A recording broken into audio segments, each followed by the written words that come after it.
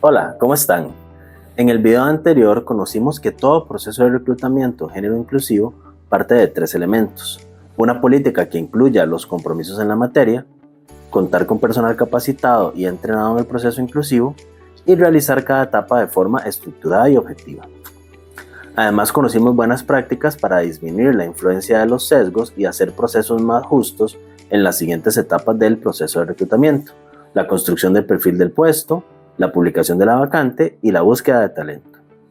En este video veremos acciones que nos apoyarán en las siguientes etapas del proceso de reclutamiento y contratación. Selección de personas candidatas para el proceso. La organización deberá realizar algunos filtros que permitan identificar a las personas candidatas para avanzar en el proceso de reclutamiento, por ejemplo, hacia una entrevista o una prueba técnica.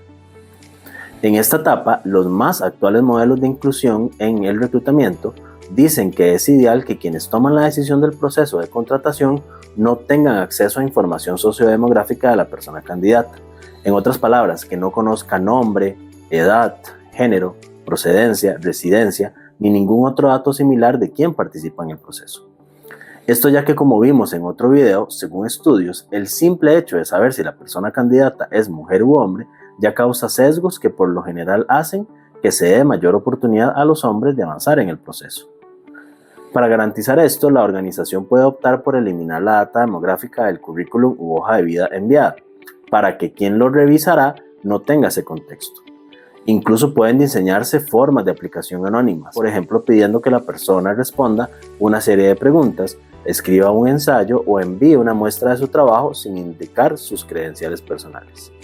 Esto es fundamental de hacer, sobre todo en etapas iniciales del proceso de reclutamiento, para garantizar que ese primer filtro considera en igualdad de oportunidades a las personas y que se hace énfasis en la experiencia, la competencia y la formación.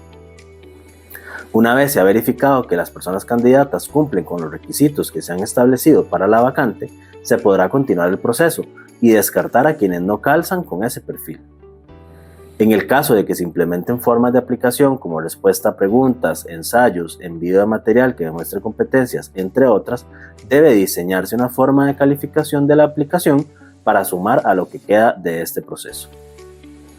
Entrevistas. Esta es una actividad clave del proceso, pues en ella los sesgos pueden tener una enorme injerencia. En este caso es fundamental preparar el espacio de entrevista para garantizar la mayor objetividad posible en él. Lo más importante es que la entrevista que se hará debe ser diseñada para evaluar competencias, o sea que lo que se hablará y medirá en ella debe estar basado en los requisitos que se necesitan para el puesto, las habilidades y experiencias que serán propicias para un buen desempeño y en este caso la persona candidata, su edad, la institución de la que se graduó y ningún otro aspecto demográfico deberá ser evaluado. Para asegurar lo anterior, esta entrevista debe contar con una guía que se prediseña a la hora de crear el perfil del puesto, para garantizar que se está evaluando en ella las competencias necesarias para este. Por ningún motivo deberá crearse durante el proceso cuando ya se conoce a las personas candidatas. Esto se hace para evitar favoritismos. Esta guía debe tener la claridad de las competencias requeridas, habilidades técnicas, conocimientos teórico-prácticos, experiencias previas y habilidades interpersonales. Debe realizarse con preguntas muy bien estructuradas que se dirijan a acciones concretas, experiencias pasadas o formas en que se abordaría una situación potencial. En caso de hacer preguntas vinculadas a horarios, traslados, entre otros, debe asegurarse preguntar por la disponibilidad de la persona sin asumir que por alguna razón, generalmente asociada a labores de cuidado o trabajo doméstico no remunerado, podrá o no desempeñarse en el puesto. Las respuestas a las preguntas deberán ser evaluadas idealmente en función de criterios objetivos y medibles a través de escalas, de forma que el desempeño de la persona candidata en ellas sea relacionado con las competencias requeridas. Idealmente se debe contar con una guía de sistematización de la entrevista en la cual cada criterio sea puntuado según las respuestas de la persona candidata y al final se realice una ponderación para obtener una calificación final de la entrevista.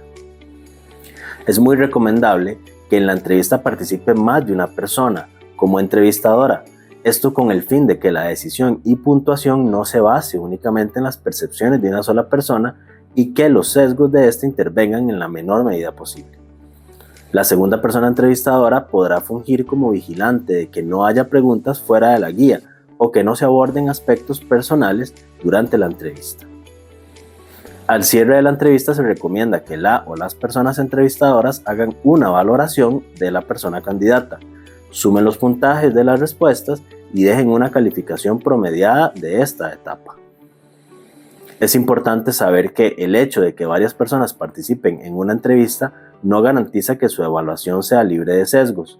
Por ejemplo, en algunos casos, las personas que acompañan a la persona experta del área contratante pueden no decir sus percepciones o adecuarse a lo que esta persona indica porque consideran que sabe más del tema, aunque sus sesgos estén interfiriendo.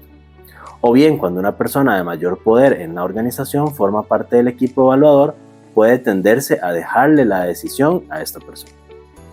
Más adelante en este toolkit se verá una herramienta para abordar este tema. Es importante aprovechar el espacio de entrevista para comentarle a la persona candidata sobre la organización, sus valores, su impacto y sobre todo acerca del compromiso que se tiene con la igualdad de oportunidades y la inclusión. De hecho, en esta etapa se le puede comentar a la persona las previsiones tomadas en etapas anteriores y posteriores para buscar la objetividad y justicia durante todo el proceso. Pruebas técnicas.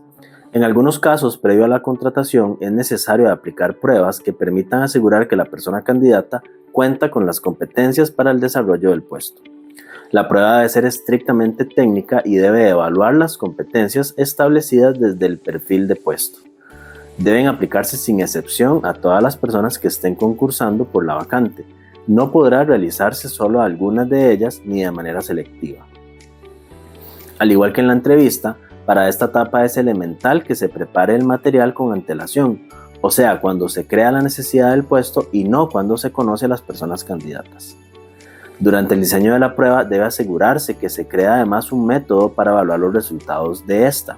Este método debe ser objetivo y cuantificable y al finalizar la ejecución de la prueba debe contarse con una calificación de ella. En caso de que estas pruebas se realicen en paneles o en formato Assessment Center, las personas que aplican la prueba deben tener al final de esta una conversación en que expongan sus argumentos sobre las personas candidatas, colocar una calificación y ponderar los resultados de todo el equipo aplicador. Como en el caso anterior, la evaluación grupal no implica que ésta sea completamente libre de sesgos. Evaluación de candidaturas y toma de decisión. En esta etapa es altamente recomendable que más de una persona participe, ya que la toma de decisión consensuada y en la que las personas evaluadoras deban justificar sus impresiones y calificaciones promueve la no discriminación y el no impacto de los sesgos. Recuerde que de todas maneras no se garantiza que no haya sesgos. Deberán tomarse otras previsiones explicadas más adelante en este toolkit. Una vez aplicados los filtros, entrevistas y pruebas, se deben sumar los resultados de la persona candidata en cada etapa del proceso y generar un ranking de las personas de acuerdo con sus calificaciones. La persona con la calificación más alta ocupará el primer lugar de la lista y las posteriores le seguirán con calificaciones menores. La persona seleccionada para el puesto deberá ser la de mayor calificación. En caso de empate en el primer puesto, las personas evaluadoras podrán discutir de acuerdo con las necesidades del puesto cuál de las personas podría ser más idónea para este. En caso de que la decisión no esté clara, podrá realizarse alguna prueba adicional como solicitar trabajos anteriores de la persona, realizar una entrevista más o valoración de una tercera persona. En algunos casos, si la organización cuenta con metas de contratación de mujeres, por ejemplo, podrá usar esto como un criterio de selección de la persona candidata cuando ésta cumpla con los requisitos y su evaluación tenga una buena puntuación. Cierre del proceso. Cuando se tiene a la persona candidata seleccionada, se procede a enviarle una oferta de contratación y en caso de que la acepte, se procede con los aspectos formales como firma de contrato e inducción. Es fundamental comunicarse con las personas no seleccionadas para hacerles saber que no fueron escogidas en esta ocasión y animarles a participar en otras vacantes.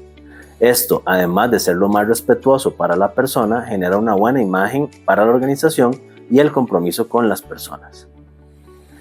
Hemos repasado acciones concretas que debemos realizar para asegurar que nuestros procesos de reclutamiento y contratación sean justos, libres de sesgos y género inclusivos. A manera de síntesis, lograremos un proceso con enfoque de género siempre y cuando Garanticemos la objetividad a través de la estructuración, la preparación previa del proceso y la ejecución de acciones afirmativas como realizar búsqueda activa de talento, colocación de metas organizacionales y evaluación constante del proceso para medir el alcance de los objetivos trazados.